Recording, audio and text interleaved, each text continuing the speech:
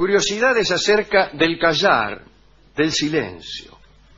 Vamos a citar a personajes famosos que hablaban poco, o también nos referiremos a cuestiones de etiqueta que imponían cerrar la boca, e incluso hablaremos muchísimo de algunos grupos religiosos que tuvieron y tienen aún como premisa el silencio.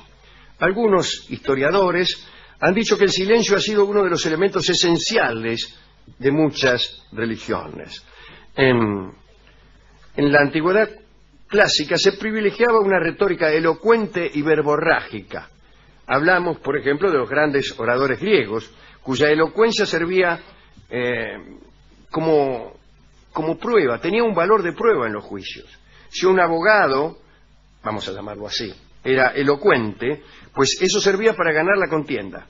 No se analizaban tanto los hechos expuestos como la forma en la cual se los exponía. Pero hoy hablaremos de silencio.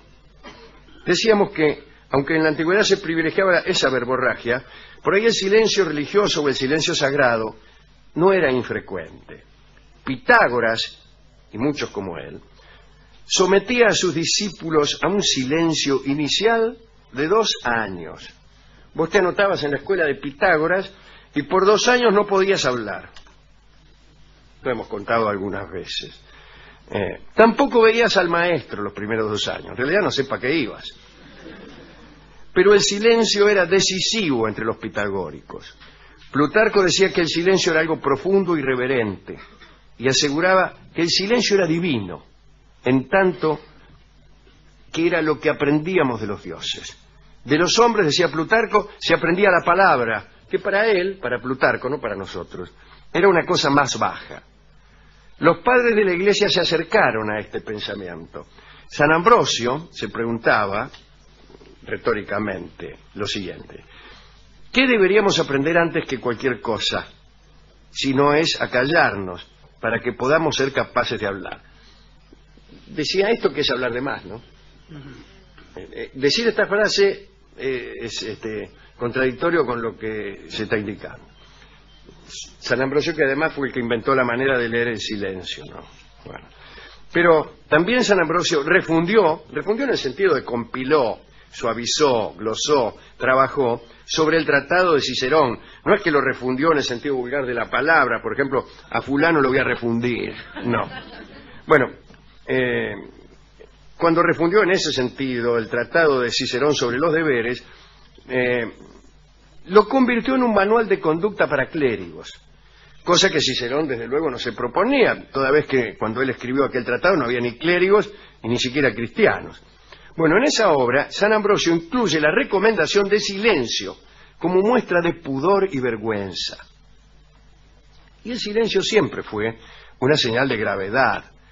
Hablar demasiado ha parecido como una señal de vacuidad o de ligereza. Se ha relacionado la reserva verbal con la nobleza y, por el contrario, la locuacidad con la bajeza. El charlatán, ¿no? El hombre que se ganaba la vida hablando en la plaza del mercado. El Papa Pío V publicó un decreto especial en el año 1568. Tenemos aquí el texto, en el que se dice que está prohibido charlar en las iglesias. Me parece muy bien eso. San Carlos Borromeo, arzobispo de Milán, impuso la pena de 10 días en cana, pan y agua a quien conversara en la iglesia.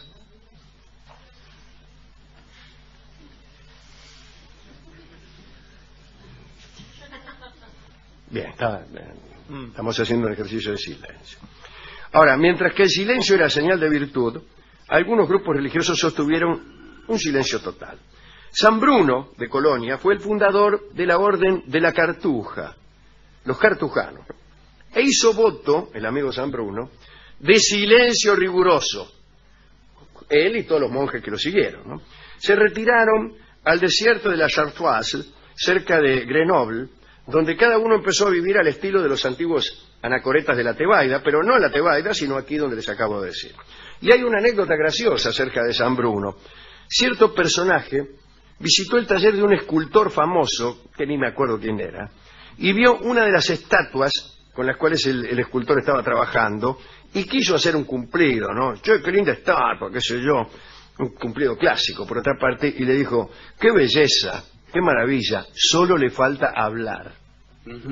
Y el escultor le contestó: pues si hablara, yo sería el menos talentoso de los hombres, porque es la estatua de San Bruno, que justamente no hablaba, ¿no? La cuestión es que la Orden de la Cartuja, esta de San Bruno, tuvo cada vez más fieles. Nadie hablaba, tenían un complicado lenguaje de señas para satisfacer las necesidades cotidianas. Bueno, entonces lamento decirle que hablaban, se comunicaban. Bueno, sí. Cuando otros religiosos hablaban acerca del valor de las palabras edificantes, los cartujos escribían acerca de los peligros espirituales de la locuacidad. Bueno, pero se puede ser demasiado hablador escribiendo. Es curioso, no renunciaban a la expresión de los pensamientos, renunciaban a la forma sonora de esa expresión. Pero escribían tranquilamente, y escribían 20 páginas para decir nada. Macedonio Fernández, refiriéndose a Víctor Hugo, lo calumnió del siguiente modo: ¿qué querés con ese gallego? El lector se fue y él sigue hablando. Extraordinario. Bueno, en el siglo XIV, ya muerto San Bruno, vamos a darlo por muerto, pobre San Bruno, debe haber muerto en silencio además. Ya muerto San Bruno, el Papa Urbano V quiso dar a esta orden de los cartujanos, que no hablaban, una muestra de aprecio y consideración. Dice: lo voy a favorecer, estos tipos que son buena gente. Y decidió reformar las reglas austeras de aquella orden, haciéndola más suave en algunos aspectos. Como, por ejemplo, en el referente a no hablar. Dijo: bueno, desde ahora pueden hablar. Y el proyecto indignó a los cartujos y enviaron una carta toda llena de objeciones, una carta de 20 páginas. Urbano, pensando que les estaba haciendo un favor, decidió seguir adelante con esa reforma. Es decir, decidió dejarlos que hablaran. Y entonces apareció en el Palacio Papal de Aviñón, por la época de los papas en Aviñón, una comitiva muy extraña. Era una delegación de ancianos cartujos que desfilaron silenciosa y tristemente ante Urbano V y su corte. Tanto el Papa como los cardenales quedaron estupefactos ante lo insólito de aquella embajada. Porque en verdad todos los que acudían a la curia apostólica lo hacían para manguear alguna dispensa, algún indulto, una exención, pero no, los cartujos querían vivir con toda severidad y mantener su silencio. Entonces Urbano no continuó con sus reformas y tampoco ni siquiera los obligó a que le dirigieran la palabra y ni los atendió. Lo dejó nomás que hicieran lo que quisieran, o mejor dicho, los dejó nomás que no hicieran lo que quisieran. Los cuáqueros, aquellos tipos que temblaban, ¿no? Consideraban las palabras como signos de vileza, como una parte del siglo, del mundo exterior, y recomendaban abstenerse de decir muchas palabras. La ilustración más notable del repudio de los cuáqueros a la palabra fue la institución de la llamada reunión silenciosa, una forma de culto sin oraciones, sin sermones, de exclusiva meditación. Los reyes también consideraban una virtud el permanecer silenciosos. Ahí están los reyes de España, ¿no? Los Austrias de Felipe II en adelante. Parece que sacando a Carlos I, todos los Austrias eran particularmente célebres por esa condición silenciosa. Incluso lo usaban como estrategia para parecer más dignos, ¿no? Entre los reyes franceses dicen que los más conversadores fueron Enrique IV, Luis XIV y Luis XV. Napoleón hablaba poco y Napoleón III muchísimo. Parece que hartaba, Napoleón III, ¿no? Hartaba a los ministros hablando sobre balística. Él era experto en balística y en artillería. Y los tenía los ministros 2 horas hablando sobre el asunto. Anteriormente en la corte de los reyes de Francia, en Versalles, nadie podía hablar con el rey durante las comidas, a menos que, digo, comidas de la corte, a menos que el rey le dirigiera primero la palabra. Así estabas ahí y por ahí al rey se le prendía fuego el pantalón. Estaba prendiendo fuego el tipo. Y vos no le decía nada. No le podía decir. Si él no te dirigía la palabra antes, lo dejaba que se quemara. Y el rey ardía y chao. Si el rey no estaba muy elocuente, a veces, nada más que para facilitar la comida, decía una frase cualquiera como para dar permiso a los demás a que hablaran. El tipo no tenía ganas de hablar, pero decía cualquier cosa, ponele... No tengo ganas de hablar, pues. No, decía ponele, no sé dónde vamos a ir a parar, que es una frase provocadora, Sí. y listo. Y ahí podías hablar todo el tiempo. Yo he visto también ahí en la provincia de Buenos Aires a los trapenses que hacen voto de silencio y que saludan con inclinaciones de cabeza, con sonrisa, pero no hablan. ¿Hablarán los animales?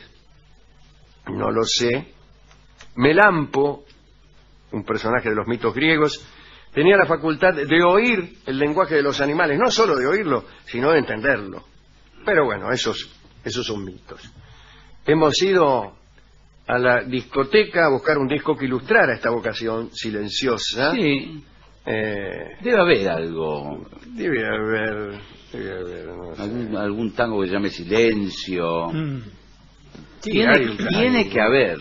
Hay un tango que se llama Silencio. El discotecario es bastante parco. El discotecario ¿no? es muy parco. Y habla poco. Sin embargo, había un discotecario suplente. ¿Qué pasó con el original? Sí, me empezó a hablar de Roland Barthes.